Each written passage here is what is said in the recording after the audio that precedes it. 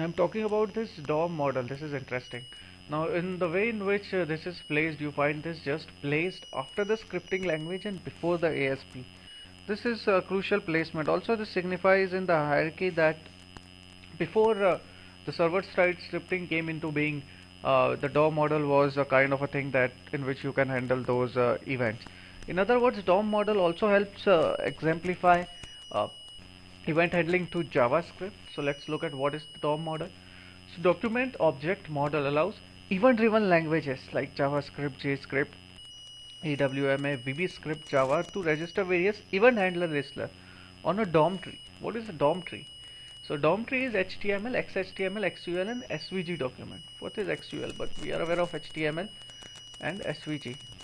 So XUL is which XML document using language interface. So XUL also used in general. They are like tables where everybody goes on. Vector graphics SL where you have two-dimensional support interactivity. So SVG, I think vector image format. So this should be image. Okay. Okay.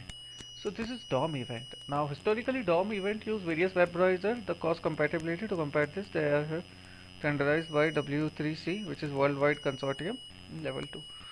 Now what do we mean by these events? These events could be mouse events, keyboard event, frame object event, user interface event, mutual events, so progress event. Sometimes when I get these ads and I try to cancel them, they ask me, do you really want to cancel this? And that is very irritating. So I say yes, and I don't like that message. So those are the kind of event based things that could happen.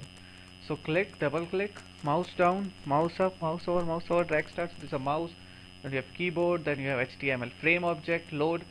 So on load, on unload, on abort, on resize, on scroll. Then you have HTML form like select, change, submit, reset, user interface, you have mutation, you have progress, and so on. So these are the events. Touch events would be like in Google Android, which are coming through, but our things are big longer. So DOM model event handling through JavaScript would handle all these things by JavaScript, but more or less this DOM model is more about handling events when uh, event driven programming. So this is the keyword that you should look at: event driven programming. Programming which follow program determined by events such as action, mouse click, sensor output message, and that is event driven. So that is the document object model. Document object model. So that is